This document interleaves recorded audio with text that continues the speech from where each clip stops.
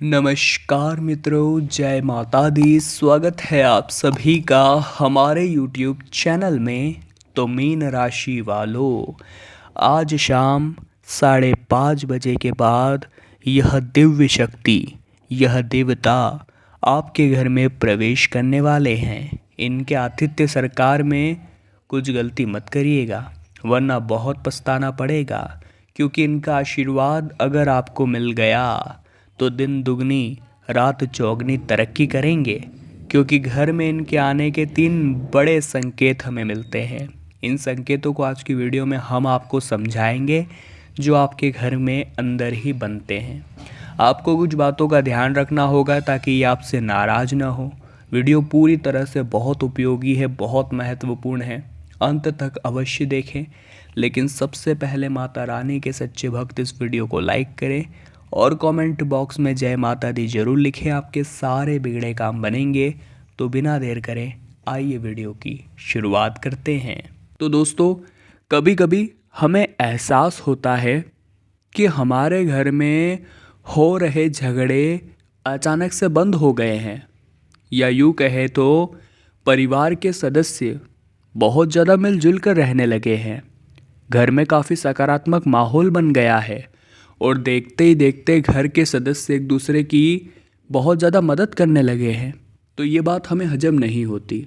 हमें ऐसा लगने लगता है कि यार ज़रूर किसी का कुछ तो स्वार्थ इसके पीछे ज़रूर है, या किसी को कुछ काम निकलवाना है। लेकिन वास्तविकता में कभी कभी ऐसा होता है दोस्तों कि कई दिव्य शक्तियाँ शाम के समय में आपके घर में प्रवेश करती है।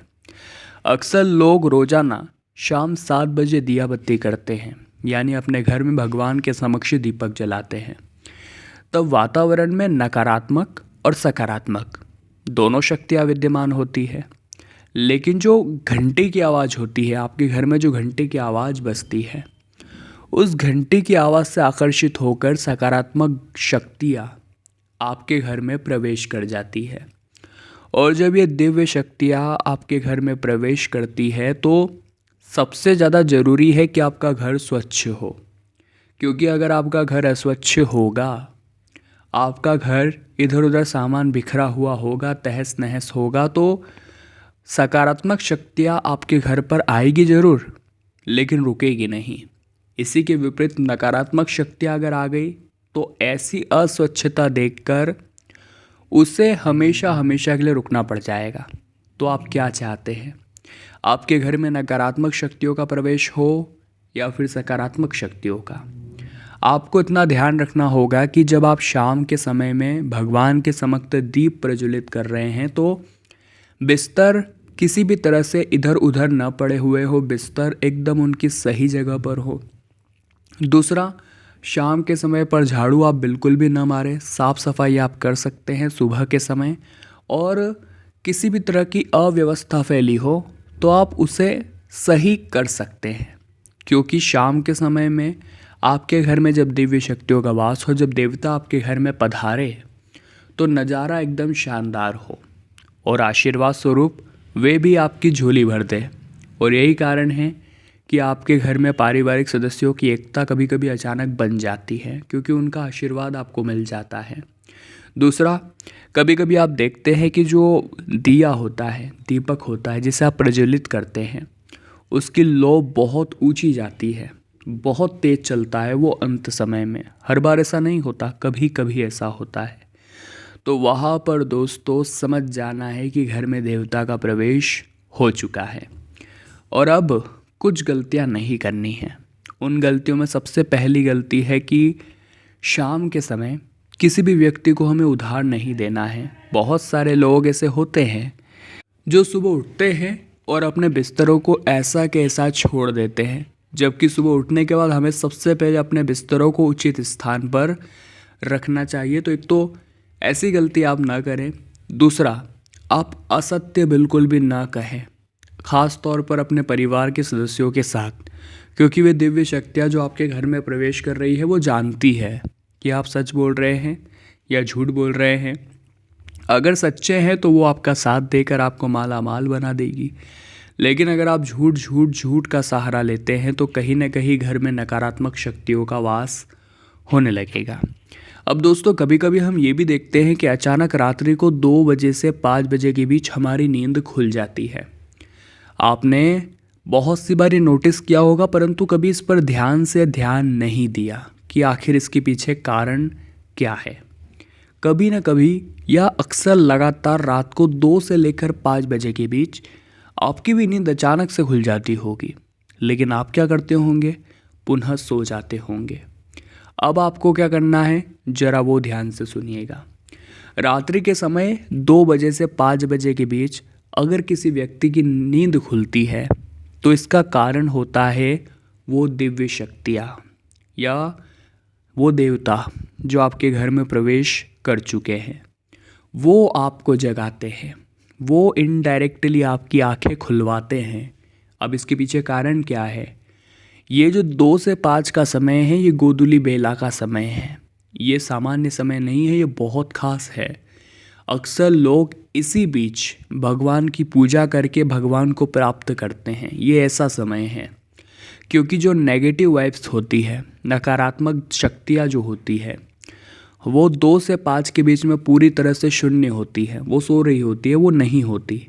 लेकिन जो पॉजिटिव वाइब्स होती है, सकारात्मक शक्तियाँ, वो इस 2 से 5 बजे के बीच में अपने चरम पर होती है, यानी उच्च होती है एकदम। उनका प्रभाव भी बहुत ज़्यादा हो जाता है क्योंकि नकारात्मक शक्ति आड़े नहीं आ रही होती। तो जब वो आपको 2 से 5 के बीच जगाती है तो सीधा सीधा आपको सिर्फ इतना कहना चाहती है कि भैया उठो, क्यों सोने में अपना वक्त ज़ाया कर रहे हो? उठ करके प्रभु का नाम लो, भगवान का नाम लो। आपके दिल में जो इच्छा है वो उनके सामने रख कर तो देखो, आपका काम जरूर होगा, आपकी मनोकामना जरूर पूर्ण होगी। लेकिन यही वो समय है जो आपको ये सब दे सकता है। लेकिन आप क्या करते हैं? जैसे ही 2 से 5 के बीच में आपकी नींद खुली, आप पुनः सो जाते हैं। लेकिन जिन भी लोगों ने हमारी आज की वीडियो देखी है वो ये गलती नहीं करेंगे। वो तो ये बात पक्की समझ जाएंगे कि अगर नींद खुली है 2 से 5 के बीच में, तो अब मुझे भगवान का स्मरण करना है, मुझे भगवान का नाम जाप करना है, भले 5 मिनट सही, लेकिन उसी स्थान पर थोड़ा बैठ जाइए और भगवान का नाम जाप शुरू कर दीजिए। प्रभु श्री राम का नाम लीजिए, श्रीमन नारायण कहिए, या फिर ओम नमो भगवते वासुदेवाय नमः मंत्र का जाप करिए। ऐसी कृपा बरसेगी, ऐसी कृपा बरसेगी कि आपने सोचा नहीं होगा। और ये जो दिव्य शक्तियाँ हैं जिन्होंने आपके घर में प्रवेश किया है, वो आपके जीवन को सकारात्मक ही देखना चाहती है। नकारात्मक शक्तियों का प्रभाव तब पड़ता है जब घर में बहुत ज़्यादा लड़ाई झगड़ा होता है, जब कलेश बना रहता है, हमने बताया था गंदी वाड़ा बना रहता है, लोग नहाते नहीं हैं जिस घरों में, या फिर जिन घरों में शाम के समय उधार दिया जाता है, या ऐसी तरह तरह की गतिविधियाँ होती है जो नकारात्मक शक्तियों को अपनी ओर आकर्षित करती है, तो फिर उस घर के काम बिगड़ने लगते हैं। चारों ओर से नकारात्मकता उस घर को जब घेर लेती है तो समस्त सदस्यों का व्यवहार खराब हो जाता है, दिमाग चिड़चिड़ा हो जाता है। तो समझदार को इशारा काफ़ी होता है। अब दोस्तों हम बहुत शानदार उपाय आपको बताने वाले हैं। ये उपाय आपको सुनना है, समझना है और अपने ज़िंदगी पर लागू भी करना है। यह उपाय आपने कर लिया तो आपके घर में कोई भी नकारात्मक शक्ति प्रवेश नहीं कर पाएगी। आपके घर में केवल और केवल सकारात्मक शक्तियों का वास होगा, जिसके कारण आपके घर में एकता बनी रहेगी, परिवार के सदस्य मिलजुल कर रहेंगे, स्वभाव में चिड़चिड़ापन या गुस्सा कभी दिखाई नहीं देगा और बनते बनते काम तो भूल कर भी नहीं बिगड़ेंगे। तो उपाय कुछ ऐसा है, आपको 4 कपूर के टुकड़े लेने हैं और उसके अंदर 2 लौंग आपको डाल देनी है। इन्हें जला करके माता की आप आरती उतारिए शाम के समय, सुबह के समय भी कर सकते हैं। और बाद में जो इसका धुआं है वो अपने घर के कोने कोने में फैला दीजिए, क्योंकि कपूर और लौंग के धुएं में वो शक्ति होती है जो नकारात्मक ऊर्जा को पूरी तरह से नष्ट कर सकती है और आपके घर को पूरी तरह से सकारात्मक बना सकती है। अगर आप भी रोज़ाना ये नियम बना लेंगे, अपने घर में धुआं देने लग जाएंगे, तो आप पाएंगे कि बहुत जल्द सकारात्मकता पूरे घर में वास कर चुकी है और बहुत अच्छे रिटर्न फिर ज़िंदगी में देखने को मिलेंगे। इसी के साथ जो घर का ईशान कोण होता है, उत्तरी पूर्वी कोना, वहाँ पर भी आप एक देसी घी का दीपक अवश्य लगाएं, क्योंकि वहाँ 33 कोटि देवी देवता विराजते हैं। तो बहुत अच्छा फ़ायदा इस उपाय से भी देखने को मिल जाता है। तो मीन राशि वालों, हम भी आशा करते हैं आज की वीडियो से आपने बहुत कुछ सीखा होगा। पसंद आई हो तो लाइक करें, कमेंट बॉक्स में जय माता दी लिखें और हमारे चैनल को सब्सक्राइब करके बेल आइकन को प्रेस कर ले। अभी के लिए आप सभी को बहुत बहुत धन्यवाद।